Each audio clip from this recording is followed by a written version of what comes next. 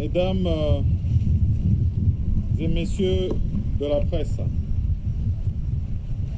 me voici au terme de mon séjour très productif et instructif dans cette belle ville de Goma.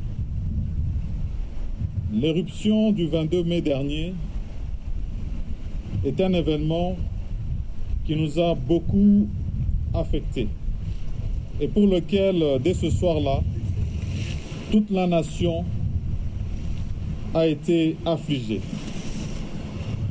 Je suis donc venu ici pour porter un message de soutien et de réconfort de son Excellence, Monsieur le Président de la République, à toute la population du Nord Kivu,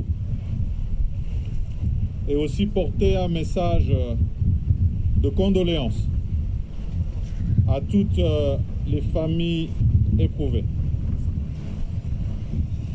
Je suis venu avec une importante délégation du gouvernement, à la suite de celle qui est arrivée au lendemain de l'éruption. Non plus seulement pour continuer l'évaluation, mais surtout pour apporter des solutions aux divers problèmes que cette éruption a soulevés. C'est pour cela que je me suis fait accompagner des ministres sectoriels pour que chacun, en ce qui le concerne, puisse s'assurer aux côtés des autorités provinciales que les problèmes sont entièrement pris en charge. Je voudrais aussi saluer la réactivité des autorités militaires et policières qui, en plus du défi sécuritaire, ont promptement réagi à ce défi que la nature nous a imposé. L'implication et l'accompagnement des acteurs humanitaires ont été très précieux pour la République démocratique du Congo et la ville de Goma en particulier. Mesdames et messieurs de la presse, 2 semaines après, la situation au plan sismique a positivement évolué.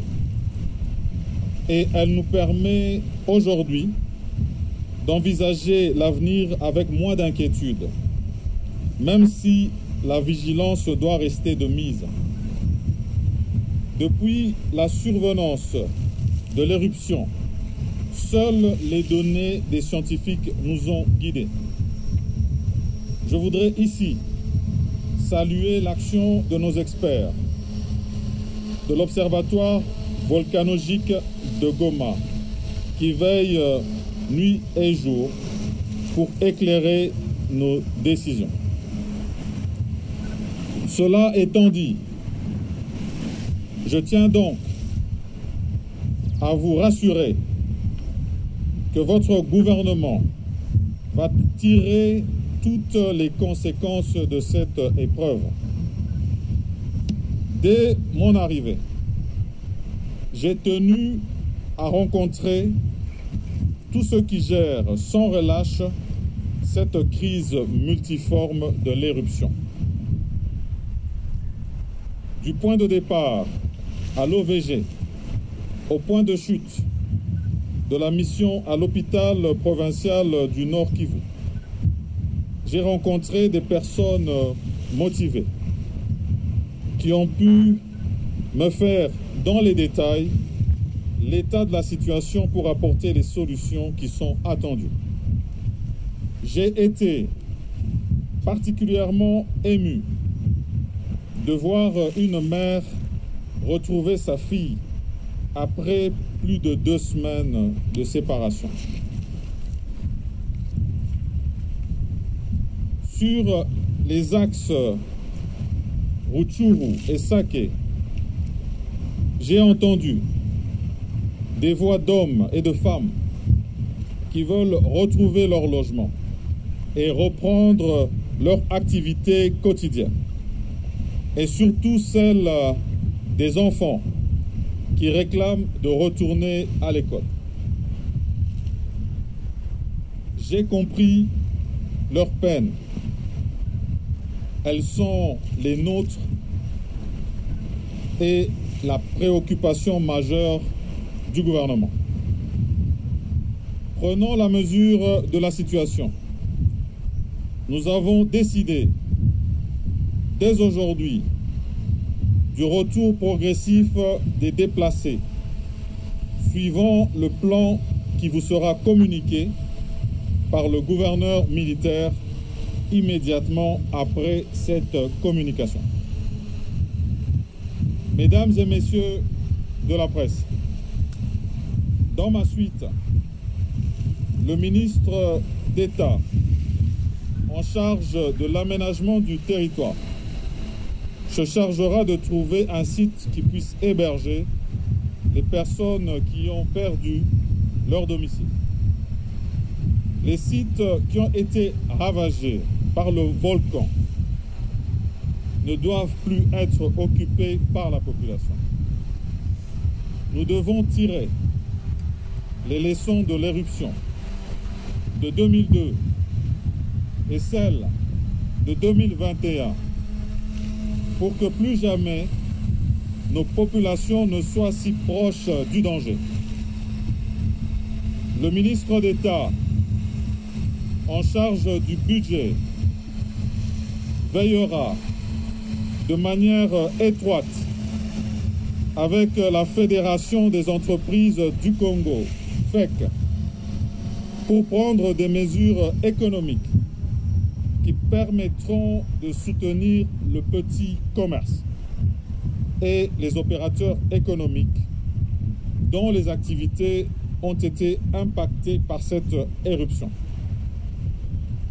Le ministre de la Santé publique, Hygiène et Prévention se chargera de continuer à poursuivre la situation sanitaire des déplacés tout au long du processus de leur retour.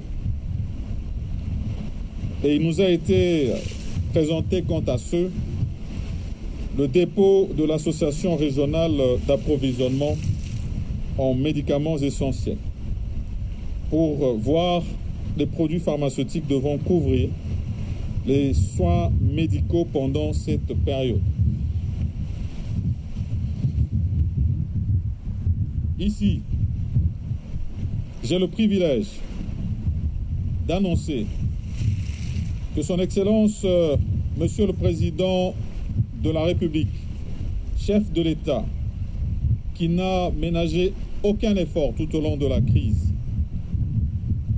mettra également à la disposition de la population un hôpital militaire mobile bien équipé, pouvant dispenser des soins en renfort aux structures sanitaires existantes.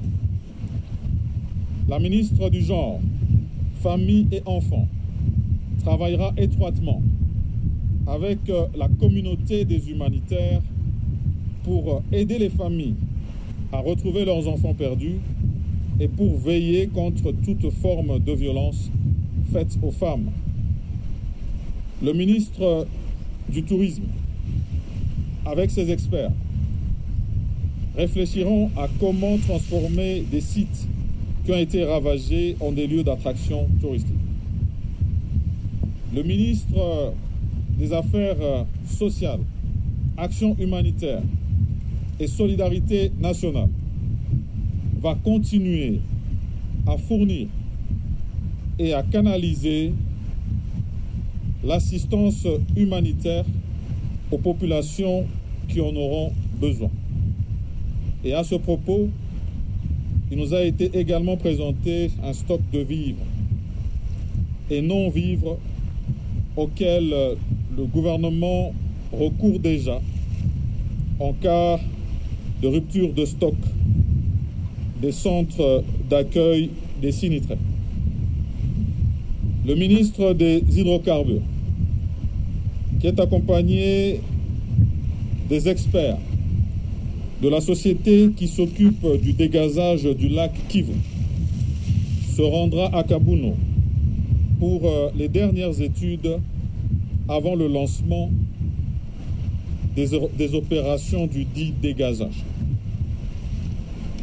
Le ministre de la Recherche scientifique et innovation technologique est chargé de faire un suivi étroit que nous avons commencé auprès de l'Observatoire volcanologique de Goma. Là aussi, j'insiste que plus rien ne sera comme avant. Le ministre des Ressources hydrauliques et électricité devra poursuivre le travail entamé pour que Goma soit de nouveau desservi en eau et en électricité de manière optimale. Ici, nous remercions la Fondation Virunga, structure du ministère du Tourisme, pour son intervention dans le rétablissement depuis ce dimanche de l'eau et de l'électricité sur une bonne partie de la ville de Goma. Le ministre des Transports continuera à assurer le monitoring de la praticabilité de l'aéroport de Goma pour s'assurer de la sécurité des aéronefs, notamment les humanitaires, ainsi que de toutes les voies d'accès à la ville de Goma. Celui de l'agriculture fera des propositions d'aide de la population dans son secteur. Mesdames et messieurs de la presse, l'autre point majeur de ma visite ici était l'évaluation de l'état de siège. Cette décision que nous avons prise pour mettre fin à l'insécurité qui plombe nos efforts de développement depuis plus de 20 ans.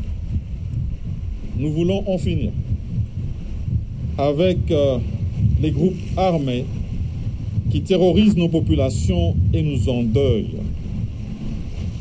Le gouverneur militaire m'a fait le point du déroulement des opérations.